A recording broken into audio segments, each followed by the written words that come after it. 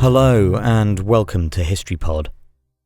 On the 12th of August 1969, the Battle of the Bogside began in Derry, Northern Ireland, marking one of the first major conflicts of the Troubles. The city of Derry had a large Catholic and nationalist population, but local government was dominated by unionists. Frustrated by the situation, in 1968 the Derry Housing Action Committee joined with the Northern Ireland Civil Rights Association to press for improved conditions for the Catholics in the city. Many unionists saw the organisation as a front for radical Republican groups. These tensions spilled over into violence in late 1968 and early 1969, in the midst of marches and protests in Derry that were attacked by unionists while the police refused to intervene.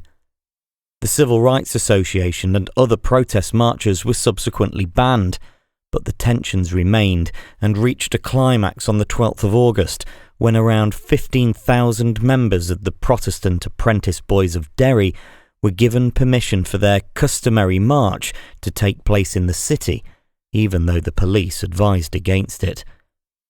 The march celebrated an historic Protestant victory and was described as a calculated insult to the Derry Catholics, as it ran very close to the Catholic area of the city known as the Bogside. Some of the marchers threw pennies at the Catholic residents, who responded with marbles fired from slingshots.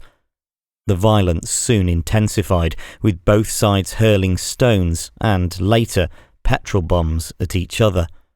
Members of the Royal Ulster Constabulary arrived to find barricades erected by the Catholics, prompting direct battles between the two.